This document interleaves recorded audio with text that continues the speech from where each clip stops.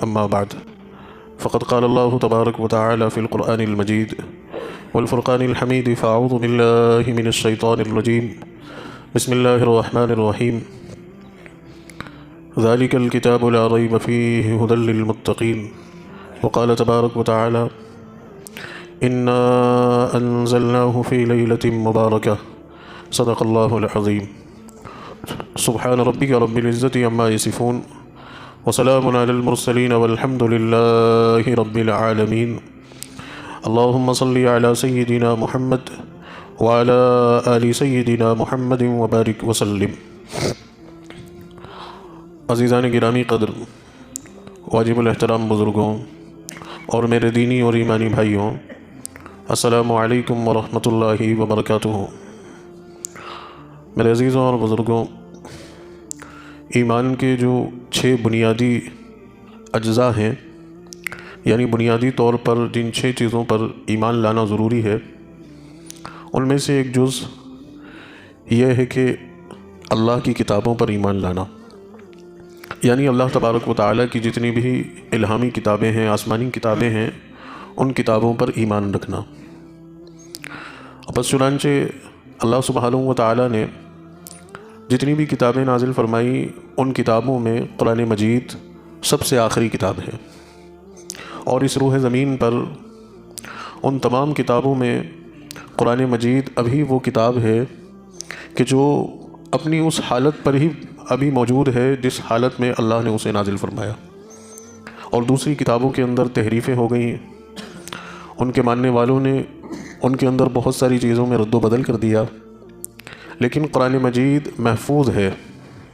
جیسا رسول اللہ صلی اللہ علیہ وسلم پر 1400 سال پہلے نازل ہوا تھا، ویسا کہ ویسا آج تک اور قیامت تک انشاءاللہ محفوظ رہے گا. یہ قرآن مجید کا ایک بہت بڑا اللہ تعالیٰ نے انتظام فرمایا، اللہ نے اس کی حفاظت کا انتظام فرمایا کہ قرآن جس حالت میں نازل ہوا اسی حالت میں ویسا کہ ویسا ہی قیامت تک باقی رہے گا. قرآن مجید عربی زبان میں ہے، اور دوسری جو کتابیں ہیں وہ دوسری زبانوں میں تھیں. بس چنانچہ جن زبانوں میں وہ کتابیں تھیں وہ زبانیں بھی دنیا سے ختم ہو گئیں، ان زبانوں کا بولنے والا، ان کا سمجھنے والا بھی دنیا میں کوئی نہیں بچا. لیکن قرآن عربی زبان میں ہے، اور عربی زبان ابھی فی الحال دنیا کے اندر ایک بڑی تعداد میں لوگ بولتے ہیں. عربی زندہ زبان ہے. آپ تحقیق کریں گے تو پتہ چلے گا کہ دنیا میں جو ٹاپ 10 زبانیں ہیں ان میں 5ویں نمبر پر عربی زبان ہے، 4تھے نمبر پر عربی زبان بولی جاتی ہے. سب سے پہلے نمبر پر چائنیز ہے، دوسرے نمبر پر اسپینش ہے، اور تیسرے نمبر پر انگلش ہے، اور 4تھے نمبر پر عربی زبان ہے. 274 ملین لوگ دنیا کے اندر عربی زبان بولتے اور سمجھتے ہیں. تو قرآن عربی زبان میں ہے، عربی زبان والے، بولنے والے، سمجھنے والے بھی دنیا میں موجود ہیں. قرآن حکیم رہتی دنیا تک کے انسانوں کے لیے ہدایت کا سرچشمہ ہے. رہتی دنیا تک کے انسان قرآن مجید ہی سے ہدایت اور رہبری حاصل کریں گے. بس چنانچہ قرآن کی جو اہمیت ہے اور قرآن کتنا ضروری ہے، کتنا اہم ہے، اس کو اس بات سے سمجھیے کہ قرآن اس کائنات کی روح ہے. جیسے ہمارے بدن کے اندر روح ہے، نظر نہیں آتی لیکن روح ہے، اور روح ہے تو ہی انسان زندہ ہے. روح اگر نکل گئی تو انسان پھر مردہ ہو گیا. 100 سال کا بوڑھا جو صرف اپنے بستر پہ، اپنی چارپائی پہ پڑا ہوا ہے لیکن زندہ ہے، جسم کے اندر روح ہے، تو وہ سب کے لیے مقبول ہے. اس کے اوپر اگر ذرا سا تنکا بھی اگر آ کر گرتا ہے تو اس کے گھر والے اس کو ہٹاتے نہیں. اور جیسے ہی بدن کے اندر سے روح نکلی، پھر کیا ہوگا کہ اب تو مٹی کے گڑھے میں ہی دفن کرنا ہے، اب یہ جسم کسی کام کا نہیں رہا. کیوں؟ کیونکہ روح نکل گئی. ویسے ہی اس کائنات کی روح ہے قرآن مجید. اس کائنات کی روح ہے قرآن مجید. اور قرآن مجید وہ عظیم چیز ہے، عظیم نعمت ہے کہ اللہ تبارک و تعالیٰ نے خود فرمایا کہ لو انزلنا هذا القرآن على جبل لرأيته خاشعا متصدعا من خشية الله. اور ایک جگہ فرمایا انا عرضنا الامانة على السماوات والارض والجبال فابين ان يحملنها واشفقن منها وحملها الانسان. کہ قرآن کو پہلے اللہ تعالیٰ نے پہاڑوں پہ پیش کیا، تو پہاڑ قرآن کو اٹھانے سے اور قرآن کے بوجھ کو اپنے اوپر لینے سے، قرآن کی ذمہ داری کو اپنے اوپر لینے سے پیچھے ہٹ گئے کہ ہم سے برداشت نہیں ہوگا۔ اور پھر اس امانت کو اللہ تعالیٰ نے انسانوں کے اوپر پیش کیا، تو چونکہ انسانوں میں نبی آنے ہیں اور نبیوں کے بھی سردار آنے ہیں، رحمت للعالمین آنے ہیں، محمد عربی صلی اللہ علیہ وسلم کو بھی تشریف لانا ہے، تو بس چنانچہ انسان نے کہا کہ باری تعالیٰ ہم تیرے کلام کو لینے کے لیے تیار ہیں، اور پھر انسان نے قرآن مجید کو لے لیا۔ قرآن اللہ تبارک و تعالیٰ کا کلام ہے، اور قرآن کی اہمیت اور قرآن کا اہتمام آپ اس بات سے سمجھ لیں کہ یہ کائنات کی روح ہے، ویسے ہی ہمارے ایمان کی بنیاد ہے۔ ایمان کو تقویت پہنچانے والی اگر کوئی چیز ہے تو وہ قرآن ہے۔ قرآن کے بغیر ایمان کیسے مکمل ہو سکتا ہے؟ تو اسی لیے قرآن کو پڑھنا اور قرآن کو سمجھنا اور قرآن پر عمل کرنا بہت ضروری ہے۔ اللہ تبارک و تعالیٰ نے قرآن مجید ہمیں اس لیے عطا کیا کہ ہم قرآن کے ذریعے سے ہمیں ہدایت حاصل ہو اور قرآن کے ذریعے سے ہمیں رہبری حاصل ہو۔ لیکن افسوس صد افسوس، آج ہم نے قرآن کو کیا سمجھ رکھا ہے کہ قرآن صرف ایک وہ کتاب ہے کہ جب کسی کا انتقال ہو جائے تو قرآن خوانی کے لیے قرآن کی تلاوت کر لی جائے، اور بس یا برکت کے طور پر یا تعویذ کے طور پر یا کسی اور دوسری کسی وجہ کے طور پر پڑھ لیا جائے۔ بس اس لیے قرآن کو ہم نے سمجھا ہے اور قرآن کو ہم نے اسی انداز میں مانا ہے، جبکہ حقیقت یہ ہے کہ اللہ کے نبی صلی اللہ علیہ وسلم کی حدیث ہے کہ ان اللہ یرفع بہذہ الکتاب قوما ویضیع بہ آخرین، کہ قرآن مجید وہ کتاب ہے کہ جس کے ذریعے سے اللہ بعض لوگوں کو بہت اونچے مقام پر پہنچا دیتا ہے، اور بعض لوگ قرآن کی وجہ سے، قرآن کو چھوڑ دینے کی وجہ سے وہ لوگ برباد ہو جاتے ہیں۔ ان اللہ یرفع بہذہ الکتاب قوما، کہ جو لوگ قرآن مجید سے اپنا تعلق جوڑ لیتے ہیں، جو قرآن سے اپنا رشتہ جوڑ لیتے ہیں، تو اللہ تعالیٰ قرآن کی برکت سے انہیں بلندیوں پہ پہنچا دیتا ہے، قرآن کی برکت سے انہیں بلندیوں پہ پہنچا دیتا ہے۔ ان کو اللہ تعالیٰ دنیا جہان کی خیر عطا فرما دیتا ہے، دنیا اور آخرت کی بھلائی سے اور کامیابی سے نواز دیتا ہے۔ ان کا ایمان پختہ ہو جاتا ہے، ان کا ایمان محفوظ ہو جاتا ہے، ان کا ایمان سلامت رہتا ہے۔ اور جو قرآن کو چھوڑ دیتے ہیں، قرآن کو نہ سیکھ رہے ہیں، نہ پڑھ رہے ہیں، نہ قرآن پر عمل کر رہے ہیں، نہ قرآن سے کوئی تعلق ہے، تو قرآن سے تعلق توڑ لینے کی وجہ سے وہ لوگ برباد ہو جاتے ہیں۔ یہ نبی پاک صلی اللہ علیہ وسلم کی حدیث ہے، یہ نبی پاک صلی اللہ علیہ وسلم کی حدیث ہے۔ اسی عنوان سے آج مجھے گفتگو کرنی ہے، اور پچھلے جمعے کو بھی میں نے آپ کے سامنے بہت قیمتی باتیں رکھی تھیں اور ایک کرنے کا کام بھی دیا تھا، شاید آپ لوگوں نے کیا ہو۔ ہاں، کتنے لوگوں نے عمل کیا؟ کتنے لوگوں نے عمل کیا؟ یاد بھی ہے یا نہیں ہے؟ اتنے سارے لوگ آگے بیٹھ کے سنتے ہیں الحمدللہ، ہے نا؟ صرف ایک آدمی مجھے ایسا ملا ہے جس نے مجھے آ کر یہ کہا کہ میں نماز پڑھ کے مسجد سے باہر نکل کر سیدھا میں جو ہے قرآن مجید میں نے لیے جا کر، اور ان کا ہدیہ دینے کے لیے میرے پاس پیسے نہیں تھے۔ میں نے دکان والے سے کہا کہ میرے پاس جلد از جلد پیسے آ جائیں گے تو میں آپ کو قرآن مجید کا یہ ہدیہ دوں گا۔ 3 لڑکے ہیں گھر کے اندر، ایک قرآن تھا، اور اسی ایک قرآن کو میں بھی پڑھ رہا تھا، میری بیوی بھی پڑھ رہی تھی، اور کبھی بچے بھی پڑھ لیتے تھے۔ تینوں لڑکوں کے الگ الگ قرآن خریدے، ایک بیٹی کے لیے خریدا اور ایک گھر میں بیوی کے لیے خریدا۔ 1-2 قرآن کی جو ہے میرے پاس اس کا ہدیہ دینے کے پیسے تھے، پیسے موجود نہیں تھے، دکان والے سے کہہ کر آیا، اس سے کہا کہ میں دوں گا آپ کو، اور فوری طور پر گھر آیا اور گھر آ کے سب بچوں کو قرآن دیا اور ان کو بیٹھ کے سمجھایا کہ اب یہ تمہارا پرسنل قرآن ہے، اب روز تمہارے لیے یہ چیز لازم ہے کہ صبح قرآن کی تلاوت کرو۔ ایک آدمی اتنے مجمع میں ملا جو شاید میری مغفرت کے لیے تو کافی ہے، اللہ اس کو سلامت رکھے، لیکن اتنے سارے لوگ کیا صرف سننے کے لیے؟ اتنے سارے لوگ صرف کیا سننے کے لیے؟ کیا ہوگا ہمارا میرے بھائی؟ میں نے آپ سے پچھلے جمعے بھی کہا تھا کہ کچھ بھی کہنے کو دل نہیں کر رہا بھائی، بات پر عمل ہو تو کہنے کا فائدہ ہے، ورنہ آپ خامخواہ گناہ گار بنو، آپ خامخواہ گناہ گار بنو، سن کے چلے جاؤ اور عمل نہیں کرو تو جواب دینا ہے بھائی اس کا اللہ کو۔ میں بڑی ذمہ داری سے آپ سے باتیں کہہ رہا ہوں، بڑی ذمہ داری سے باتیں کہہ رہا ہوں۔ یہ صرف وہ ایک، اس کو آپ کو شاید برا لگے، اس کو ایک منورنجن کا ذریعہ مت بناؤ یار، سن لیا اور بس، عمل کرو اس پہ میرے بھائی، عمل کرو۔ اللہ ہم سب کو عمل کی توفیق نصیب فرمائے، ہم سب کو عمل کی توفیق نصیب فرمائے۔ قرآن سے جڑ جاؤ، نجات ہی نہیں ہے راستہ ہی کوئی دوسرا نہیں ہے، راستہ ہی کوئی دوسرا نہیں ہے۔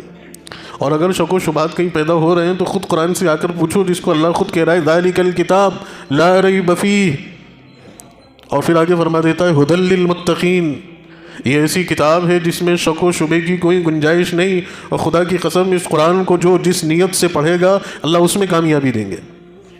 کھولو تو کبھی ہدایت کے لیے قرآن، اپنا امام مان کے، اپنا رہبر مان کے اس کو کھول کے تو بیٹھو، پھر کیسے جواہرات بکھارے گا، کیسے جواہرات بکھریں گے قرآن کے اندر سے۔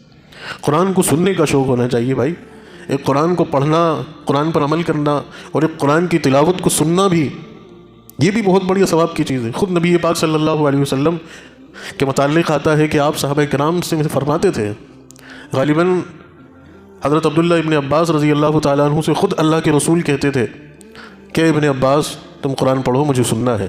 حضرت عبداللہ ابن عباس فرماتے ہیں کہ یا رسول اللہ میں آپ کو قرآن کیا سناؤں، آپ کے اوپر تو خود قرآن نازل ہوا ہے۔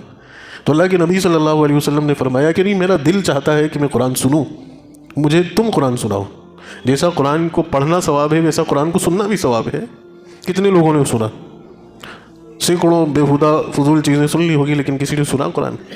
اس ایک ہفتے کے اندر میں، ایک ہفتے کی کارگزاری کی بات کر رہا ہوں۔ اللہ کے نبی صلی اللہ علیہ وسلم کا ایک واقعہ آتا ہے، 5 حضرات حضور پاک صلی اللہ علیہ وسلم کے صحابہ میں ایسے تھے جن کو خود اللہ کے رسول صلی اللہ علیہ وسلم نے قرآن کے قاری کہا ہے، بڑے قاری۔ اس میں ایک حضرت ابی بن کعب رضی اللہ تعالیٰ عنہ، ایک معاذ بن جبل رضی اللہ تعالیٰ عنہ، ایک حضرت ابو موسیٰ اشعری رضی اللہ تعالیٰ عنہ، ایک سالم مولا حذیفہ رضی اللہ تعالیٰ عنہ، ایک حضرت عبداللہ ابن عباس رضی اللہ تعالیٰ عنہ۔ یہ 5 قرآن کے بڑے قاری گزرے ہیں۔ اللہ کے رسول صلی اللہ علیہ وسلم کے واقعے میں آتا ہے کہ ایک دفعہ آپ حضرت عائشہ رضی اللہ تعالیٰ عنہ کے ساتھ کہیں جا رہے تھے، تو آپ کا ایک گھر کے قریب سے گزر ہوا تو بہترین آواز میں قرآن کی تلاوت ہو رہی تھی۔ اللہ کے رسول صلی اللہ علیہ وسلم نے معلوم کیا یہ گھر کس کا ہے، تو بتایا کہ یہ حضرت ابو موسیٰ اشعری کا ہے۔ اگلے دن جب وہ حضور کی مجلس میں آئے تو حضور نے فرمایا کہ ابو موسیٰ تم کتنی بہترین آواز میں قرآن پڑھتے ہو، ایسا لگتا ہے کہ تمہارے گلے کے اندر حضرت داؤد علیہ السلام کا سکہ ڈال دیا۔ حضرت داؤد علیہ السلام جب انجیل پڑھتے تھے، زبور جب پڑھتے تھے حضرت داؤد علیہ السلام، تو کہتے ہیں کہ آسمان میں اڑنے والے پرندے رک جاتے تھے آپ کی خوش لہنی پر، پہاڑ جھومتے تھے، درخت جھومتے تھے۔ ایسی خوش لہنی، ایسی مٹھاس، ایسی آواز حضرت داؤد علیہ السلام کو عطا کی تھی اللہ پاک نے، اور آپ اللہ کی کتاب جو ہے زبور پڑھتے تھے۔ تو حضرت موسیٰ اشعری رضی اللہ تعالیٰ عنہ بھی اتنی خوش اخلاقی میں قرآن پڑھتے تھے، خوش لہنی میں قرآن پڑھتے تھے۔ فرمایا کہ میں اور عائشہ ہم دونوں جا رہے تھے، تمہاری آواز سن کے ہم رک گئے۔ تو قرآن کو سننا، قرآن کو سننے سے بھی تعلق۔ آج دنیا بھر کے سینکڑوں قاری، بہترین قاری، ایسی اللہ تبارک و تعالیٰ نے نعمت ان کو آواز کی عطا فرمائی کہ واقعی روح تازہ ہو جاتی ہے۔ آپ جائیے، ڈھونڈیے، سرچ کیجیے، سنیے قرآن، ایمان میں اضافہ ہوگا۔ وَإِذَا تُلِيَتْ عَلَيْهِمْ آيَاتُهُ زَادَتْهُمْ إِيمَانًا وَعَلَىٰ رَبِّهِمْ يَتَوَكَّلُونَ کہ قرآن وہ ہے کہ جب اہل ایمان کے سامنے اس کی تلاوت ہوتی ہے تو ان کے ایمان میں اضافہ ہوتا ہے۔ اور ہم نہ پڑھنا، نہ سننا، نہ سیکھنا، نہ عمل کرنا۔ تو زندگی کو بدلیے، زندگی کو بدلیے، قرآن سے تعلق جوڑیے، قرآن کو سیکھیے، اس کو پڑھیے، اس کو عمل کیجیے۔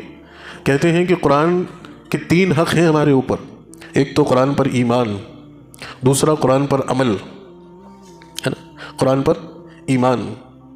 پہلا قرآن پر کیسا ایمان؟ خود قرآن پاک میں اللہ تعالیٰ نے فرمایا کہ ذالک الکتاب لا ریب فیہ، یہ ایسی کتاب ہے کہ جس میں شک و شبے کی کوئی گنجائش نہیں ہے۔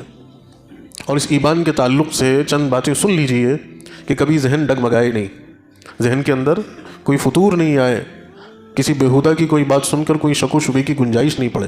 سب سے پہلی چیز کہ اس کے نازل ہونے کا اعلان خود اللہ تعالیٰ فرماتا ہے انا انزلناہ فی لیلۃ مبارکہ، کہ قرآن مقدس کو ہم نے نازل کیا، اللہ نے نازل کیا ایک مبارک رات میں۔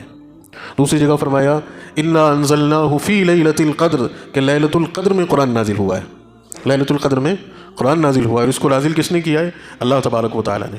حضرت جبرائیل علیہ السلام قرآن مقدس نبی پاک صلی اللہ علیہ وسلم کے پاس لے کر آتے تھے، اللہ کے نبی صلی اللہ علیہ وسلم کو سناتے تھے، اور حضور قرآن سنتے تھے اور آپ کو یاد ہو جاتا تھا، آپ کے سینے اطہر میں محفوظ ہو جاتا تھا، اور آپ پھر وہ قرآن صحابہ کرام کو سناتے تھے، اور صحابہ کرام بعض آیات اسی وقت یاد کر لیتے تھے. جو ابھی آپ کو 5 حضرات کے نام بتائے جن میں ابی بن کعب ہیں، ان کے بارے میں آتا ہے کہ اللہ کے نبی صلی اللہ علیہ وسلم ان کے سامنے قرآن پڑھتے تھے، جو آیات نازل ہوئی وہ سناتے تھے اور یہ فوراً یاد کر لیتے تھے، اور یاد کرنے کے بعد قرآن مجید کو لکھ لیتے تھے، قرآن کو لکھ لیتے تھے، لکھ کر محفوظ کر لیتے تھے.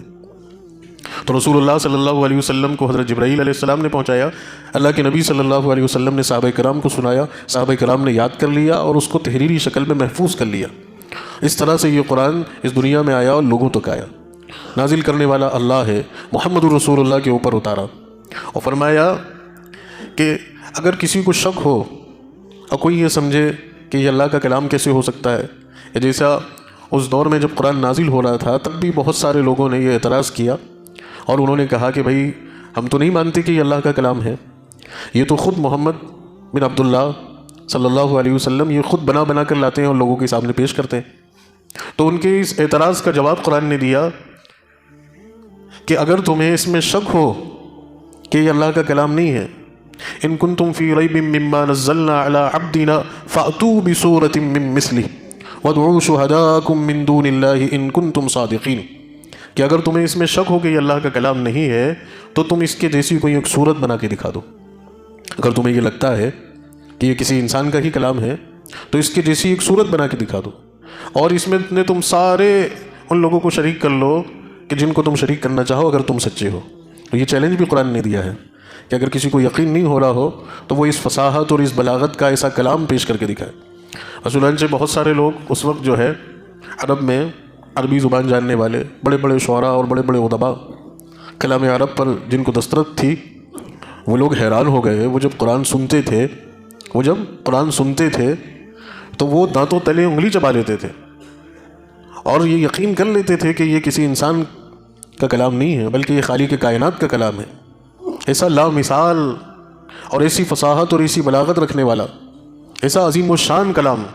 اور کچھ لوگوں نے کوشش بھی کی اور وہ اس غرض سے آگے آئے کہ ہم بھی ایسا کلام پیش کر سکتے ہیں، اور ان کے حق میں ہدایت تھی تو اللہ تعالیٰ نے انہیں ہدایت سے نواز دیا اور انہوں نے گھٹنے ٹیک دیے اور تسلیم کر لیا کہ ہاں یہ کسی انسان کا کلام نہیں ہے، یہ خالق کائنات کا کلام ہے. تو یہ کھلا چیلنج ہے قرآن کا کہ اگر کسی کو شک ہو رہا ہو، اگر کسی کو یقین نہیں آ رہا ہو تو قرآن کہتا ہے ان کنتم فی ریب مما نزلنا علی عبدنا فأتوا بسورۃ من مثلہ وادعوا شہداءکم من دون اللہ ان کنتم صادقین. لا کر دکھاؤ ایسی صورت. اس کے بعد پھر قرآن مقدس نے جو پیشن گوئیاں فرمائی ہیں وہ پیشن گوئیاں اپنے وقت پر جو کہ تو بالکل سچی ثابت ہوئی ہیں. قرآن نے کسی چیز کے بارے میں اگر کچھ فرمایا ہے تو بالکل وہ ہو بہو ویسا کہ ویسا ہی ثابت ہوا ہے. اس کی بھی مثالیں قرآن مجید میں ہیں. صرف ایک مثال میں آپ کے سامنے رکھتا ہوں. 21ویں سپارے کے اندر سورہ روم کے اندر اللہ تعالیٰ نے فرمایا الف لام میم غلبت الروم فی ادنی الارض. یہ اس وقت کی بات ہے کہ جب دنیا کی 2 سپر پاوریں رومن امپائر اور پرشین امپائر، ایران اور روم، یہ دونوں سلطنتیں آپس میں ٹکرا رہی تھیں. اور اس وقت ایرانی لوگ جو کہ مجوسی ہیں، آتش پرست ہیں اور اپنے اس عمل کی وجہ سے وہ مشرک تھے، اور روم والے عیسائی ہیں، اہل کتاب ہیں. ان دونوں سلطنتوں کے اندر زبردست جنگ چل رہی تھی اور حقائق کے اعتبار سے یہ لگ رہا تھا کہ ایرانی رومیوں کو زبردست شکست دیں گے، اور واقعی انہوں نے شکست دے دی. اور کوئی اس بات کو ماننے کو تیار نہیں تھا کہ کبھی رومی لوگ بھی ایرانیوں پر غالب آئیں گے. لیکن قرآن نے اپنی پیشن گوئی فرمائی کہ ان قریب یہ رومی لوگ ایرانیوں پر غالب آ جائیں گے اور ان کو شکست دیں گے. جو کہ تو ہو بہو کچھ دنوں کے بعد قرآن کی یہ پیشن گوئی بالکل سچی ثابت ہوئی. تو قرآن کے سچا ہونے کے لیے، اس کا خالق کائنات کا کلام ہونے کے لیے یہ تمام طرق، یہ تمام دلائل ہیں کہ جس کی بنیاد پر یہ ماننا سب کے لیے آسان اور بہتر ہے اور ضروری بھی ہے کہ قرآن سچی کتاب ہے. ایک تو قرآن نے جو پیشن گوئیاں فرمائی وہ اپنے اپنے وقت پر سچی ثابت ہوئی. دوسری چیز، قرآن مقدس ایک زبردست سائنس کی بھی کتاب ہے جس کے اندر سائنس کے نکات قرآن نے کھولے ہیں، اور وہ تھیوریز اور وہ لاجکس قرآن نے بیان کیے ہیں اور اس زمانے میں بیان کر دیے، اور ان چیزوں کے بارے میں بیان کر دیے کہ جن کے بارے میں سوچنا اس دور کے لوگوں کے لیے ویسا سوچنا ممکن ہی نہیں تھا. جیسے مثال کے طور پہ 18ویں سپارے کے اندر اللہ تبارک و تعالیٰ نے انسان کے بچے کی تخلیق کے بارے میں فرمایا کہ کس طریقے سے مرد کے نطفے کے اندر اس کے سپرم کے ذریعے سے مرد کا ایک نطفہ جو عورت کے رحم کے اندر جاتا ہے اور پھر اس کی کیسے پروسیس شروع ہوتی ہے اور پھر وہ دھیرے دھیرے ڈے بائی ڈے دن بدن کیسے اس کے اندر کیا کیا چینجز کیا کیا تبدیلیاں آتی ہیں اور کتنے دن کے بعد جا کر وہ منی کا قطرہ وہ جو ہے عورت کے رحم کے اندر جا کر وہ کیسے خون کا لوتھڑا بنتا ہے، گوشت کا چیچڑا بنتا ہے، پھر اس کے اندر ہڈیاں چڑھتی ہیں، پھر اس کے اندر جان آتی ہے، پھر کیسے دھیرے دھیرے دھیرے دھیرے وہ بچہ ڈیولپ ہوتا ہے اور اس کے اندر سے باہر نکل کر اس دنیا میں آتا ہے۔ آج تو اس ترقی کے دور میں مشین کے ذریعے سے، سونوگرافی کے ذریعے سے یہ ساری چیزیں پتہ چلی انسان کو، لیکن قرآن نے کب کہہ دیا؟ 1400 سال پہلے، اور جو کہا بالکل سچا کہا، اس میں رتی برابر بھی ایسا نہیں ہوا کہ کچھ چینج ہوا ہے یا کوئی چیز بدل رہی ہے۔ سب سے بڑی سچائی تو یہ ہے، سب سے بڑی سچائی یہ ہے کہ جیسا کہا ویسا ہی سچ ہے۔ بہت ساری تھیوریز اور بہت سارے پریکٹیکل اور بہت ساری چیزیں اور بہت سارے نظریات اور فکر بدل گئی، لیکن قرآن نے جو کہا وہ چیز نہیں بدلی ہے، وہ چیز بالکل ویسی کہ ویسی بیلنس ہے، وہ چیز ویسی کہ ویسی برقرار ہے۔ قرآن بالکل سچی کتاب ہے۔ ایک بہت بڑا سائنٹسٹ دنیا میں گزرا ہے، ان کے بارے میں آتا ہے کہ جب سعودی عربیہ کے کنگ شاہ فیصل جب بیمار ہوئے تو ان کے علاج کے لیے ان کو اپائنٹمنٹ کیا، تو وہ شاہ فیصل کا علاج کر رہا تھا وہ سائنٹسٹ، اور جب وہ ایک دفعہ آیا اپنے دورے پر تو اس نے دیکھا کہ شاہ فیصل کے پاس میں ایک کتاب رکھی ہوئی ہے۔ اس نے معلوم کیا کہ بھئی یہ کیا ہے، تو اس کو بتایا کہ یہ قرآن ہے۔ اس نے کہا کہ میں سائنٹسٹ تھا، بڑا ڈاکٹر تھا، اس نے کہا کہ مجھے پڑھنا ہے۔ اس سے کہا گیا کہ یہ عربی زبان میں ہے اور آپ اس کو نہیں پڑھ پائیں گے، اور کہا کہ مجھے اس کا ٹرانسلیشن دو، اس کا ترجمہ پیش کرو۔ فرانس کا تھا وہ، تو فرانسیسی میں قرآن مجید کا ایک نسخہ بلا کر اس کو دیا گیا اور اس نے اس کو پڑھنا شروع کیا۔ تو جب اس نے پڑھا تو اس کے حقائق، قرآن کے حقائق جب اس نے دیکھے اور قرآن نے جو چیزیں بیان کی، جو باتیں بیان کی، اس پر اس نے غور کیا اور پھر اس نے تحقیقات شروع کی، تو پھر اس نے کہا کہ یہی دنیا کی سچی کتاب ہے اور میں قرآن پر ایمان لاتا ہوں اور میں کلمہ حق لا الہ الا اللہ محمد رسول اللہ پڑھتا اور مسلمان ہو گئے۔ ایسے سینکڑوں لوگ ہیں دنیا کے اندر جنہوں نے قرآن کو پڑھا اور قرآن پر غور کیا تو اللہ تعالیٰ نے ہدایت کے راستے ان کے لیے کھولے اور وہ مشرب اسلام ہو گئے۔ آج غیر لوگ قرآن پڑھ کر آ کر، قرآن کو سمجھ کر دائرہ اسلام میں داخل ہو رہے ہیں، اور ہم صاحب قرآن ہو کر گھر میں قرآن رکھ کر اپنے آپ کو صاحب قرآن کہہ کر ہم دائرہ اسلام سے باہر ہو رہے ہیں۔ کیسے باہر ہو رہے ہیں؟ ابھی چند روز پہلے ایک بیہودہ خاتون، اللہ جانے اس کا کیا بیس ہے، کیا اس کی حقیقت ہے، کیا اس کی سچائی ہے، بغیر تحقیق کے اس کو کچھ بھی مان لینا درست نہیں ہے، لیکن بہرحال یہ شرک و کفر کا جو سیلاب ہے، اگر قرآن کو نہیں تھاما، قرآن کو مضبوطی سے نہیں پکڑا تو یہ نہ معلوم کب بہا لے جائے گا، نہ معلوم کب بہا لے جائے گا۔ میں بہت تاکید کے ساتھ، بہت غور کر کے بار بار اپنے جمعے کے اندر، خطبے کے اندر آپ کے سامنے صرف ایک ہی عنوان پہ بات کر رہا ہوں اور مسلسل اسی عنوان پہ بات کروں کہ زندگی کو قرآن پر لے آؤ، قرآن پڑھنا شروع کر دو، قرآن پہ عمل کرنا شروع کر دو، قرآن سے تعلق جوڑ لو۔ نہیں پڑھنا آتا ہے تو جو قرآن پڑھانے والے ہیں ان کے پاس بیٹھنے لگ جاؤ۔ رسول اللہ صلی اللہ علیہ وسلم نے فرمایا خیرکم من تعلم القرآن وعلمہ، تم میں سب سے بہتر لوگ وہ ہیں جو قرآن کو سیکھتے ہیں اور سکھاتے ہیں، سب سے بہتر۔ آج سب اچھا بننا چاہتے ہیں اور اچھا بننے کے لیے پتہ نہیں کیا کیا کر رہے ہیں، کوئی زندگی داؤ پہ لگا رہا ہے، کوئی عزت داؤ پہ لگا رہا ہے، اور نہ معلوم کیا کیا چیز لوگ داؤ پہ لگا کے بس یہ کہ میں اچھا بن جاؤں۔ اور سرکار دو عالم صلی اللہ علیہ وسلم کس کو اچھا کہہ رہے ہیں؟ قرآن سیکھنے والے کو اور قرآن سکھانے والے کو۔ اس روح زمین پر قرآن سیکھنے اور قرآن سکھانے والے سے بہتر کوئی نہیں ہے۔ تو اپنا معمول بنانا اور زندگی کا، قرآن اگر نہیں آتا ہے تو قرآن سیکھو، اور قرآن اگر آتا ہے تو قرآن کی تلاوت کرو اور قرآن کو ترجمے سے پڑھو۔ میری ایک شکایت پڑھنے والے لوگوں سے بھی ہے کہ پڑھتے تو ہیں لیکن ترجمے سے نہیں پڑھتے۔ آپ قرآن کا ترجمہ پڑھیے، آپ مت ایک سپارہ ایک دن میں مکمل کیجیے، آپ زیادہ نہیں تو آدھا سپارہ بھی مت پڑھیے، آپ صرف ایک رکوع پڑھیے، لیکن اس ایک رکوع کو قرآن کے ترجمے کے ساتھ پڑھیے، زندگی بدل جائے گی۔ قرآن کا نور زندگی دل کے اندر آئے گا، زندگی کے اندر آئے گا۔ جو لوگ پڑھنا جانتے ہیں میں ان سے مخاطب ہوں کہ وہ قرآن کو ترجمے کے ساتھ اب پڑھنا شروع کر دیں۔ تمام زبانوں میں میرے خیال میں دنیا میں کوئی بھی زبان ایسی نہیں ہے کہ جو بولی جا رہی ہے، سمجھی جا رہی ہے اور اس میں قرآن کا ترجمہ نہیں۔ تقریباً سبھی زبانوں میں قرآن کا ترجمہ موجود ہے۔ اب یہ ہماری کاہلی ہوگی، لاپرواہی ہوگی، بے غیرتی ہوگی کہ ہم قرآن کے ترجمے کو نہیں پڑھتے ہیں۔ تو جو لوگ پڑھنا جانتے ہیں وہ قرآن کا ترجمہ پڑھنا شروع کریں، اور جو لوگ پڑھنا جانتے ہیں لیکن پڑھنے کے اندر صحیح طریقے سے نہیں پڑھتے، اس میں کوئی شرمانے کی بات نہیں ہے، اس میں کوئی شرم کی یا اس کی بات نہیں ہے کہ بھائی قرآن اب 70 سال سے پڑھ رہے ہیں، 50 سال سے پڑھ رہے ہیں، 40 سال سے پڑھ رہے ہیں، ٹوٹا پھوٹا پڑھ رہے ہیں، آپ کسی کے پاس جائیں گے تو لوگ کیا کہیں گے؟ نہیں، جب جس حال میں دین سیکھنے کا موقع ملے سیکھ لو، چاہے وہ موت سے 2 گھڑی پہلے ہی کیوں نہ ہو، وہی چیز کام آئے گی۔ بھول جاؤ ساری چیزوں کو، ابھی سے بس قرآن صحیح طریقے سے پڑھنا ہے مجھے۔ میرے خیال میں پوری دنیا کے اندر ہم ہندوستانی لوگوں کے علاوہ دنیا جہان کے دوسرے ملکوں کے لوگ بہترین قرآن پڑھتے ہیں، بہترین قرآن پڑھتے ہیں، لیکن ہم ہندوستانی لوگ، میں سب کا نہیں کہہ رہا، لیکن ہماری اکثریت خالوں، چاچیوں، پھپھیوں، بھابھیوں سے پڑھی ہوئی، اور وہ کام چلا ہوا قرآن پڑھا ہوا ہے محلے میں، گھروں میں جا کے آپا کے پاس۔ میں یہ نہیں کہہ رہا کہ اس کے پڑھنے سے آپ کو گناہ ملتا ہے، اللہ غفور الرحیم ہے، نوازنے والا، یقیناً اس پہ آپ کو ثواب دیتا ہو، لیکن کیا ہم یہیں تک رک جائیں؟ جو قرآن کا حق ہے، قرآن میں تو اللہ نے فرمایا وَرَتِّلِ الْقُرْآنَ تَرْتِيلًا، کہ جس طرح قرآن نازل ہوا ہے اس طرح قرآن کو پڑھو۔ اور قرآن جب خوش لہنی کے اندر پڑھا جاتا ہے تو فرشتے بھی رک جاتے ہیں، فرشتے بھی ٹھہر جاتے ہیں۔